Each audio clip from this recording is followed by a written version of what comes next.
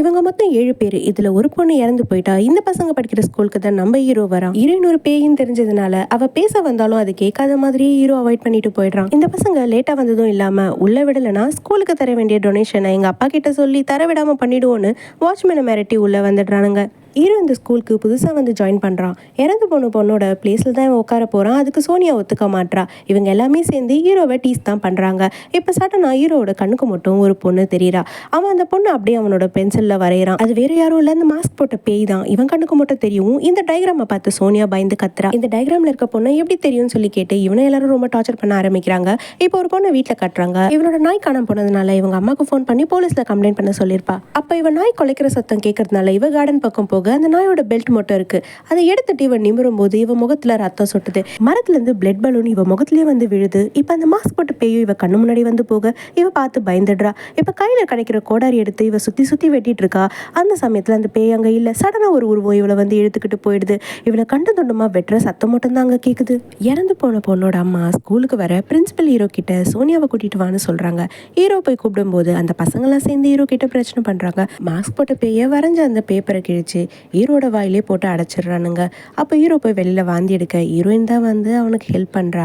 அப்போ ஹீரோயின் கிட்ட ஹீரோ பேச இதை வந்து சோனியா பார்த்துட்டு யார்கிட்ட நீ பேசுகிற, அப்போ நான் உங்ககிட்ட பேயை பார்க்குற பேசுகிற சக்தி இருக்கான்னு பேசிகிட்டு இருக்கும்போது இந்த பசங்க அந்த இடத்துக்கு வந்து மறுபடியும் ஹீரோ கிட்ட பிரச்சனை பண்ணுறானுங்க. மறுபடியும் ஹீரோயின் ஹீரோ கிட்ட வந்து பேசுகிறா. உனக்கு என்ன ஹெல்ப் வேணும் அப்படின்னு சொல்லி ஹீரோ கேட்க எனக்கு ஹெல்ப் எதுவும் வேணாம், உங்ககிட்ட எனக்கு பேசுகிறது பிடிச்சிருக்கு, நான் அவங்க கூடவே பேசிகிட்டு இருக்கேன்னு சொல்லும்போது ஹீரோ கோவப்படுறான். உனக்கு எந்த ஹெல்ப்பும் வேணும்னா என்னை விட்டு தயவு செஞ்சு போயிடுன்னு சொல்லிட்டு அவங்க மேலே இருக்க கோவத்தை ஹீரோயின் கிட்ட காட்ட ஹீரோயின் அங்கேருந்து போயிடுறா. அன்றைக்கி நைட்டு ஹீரோவோட வீட்டில் ஹீரோவோட அங்கிள் ஏதோ மாந்திரிக பூஜை பண்ணிட்டு இருக்காரு. என்ன அங்கிள் இதெல்லாம் விட்டுட்டு தான் சொன்னீங்க, இப்போ என்ன பண்ணிட்டு இருக்கீங்கன்னு சொல்லி கேட்க இல்லைப்பா நான் நல்ல நல்ல கதைகள்லாம் எழுதி வச்சிருக்கேன், இந்த கதைக்கு ஏற்ற டேரக்டர் கிடைக்கணும் அப்படின்னு சொல்லி தான் வேண்டிக்கிட்டு இருக்கேன் அப்படின்னு சொல்லிட்டு இருக்காரு. அதே சமயம் இந்த பக்கம் இந்த பசங்க வீடியோ கேம் விளையாடிட்டு இருக்காங்க.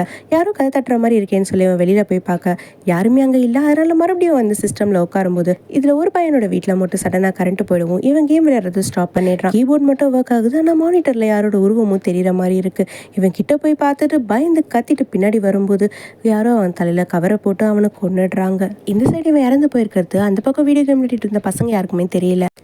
இவன் ஸ்கூலுக்கே வராதனால இவனுக்கு என்ன ஆச்சுன்னு பார்க்கறதுக்காக அவங்க வீட்டுக்கே இந்த பசங்க போகிறாங்க.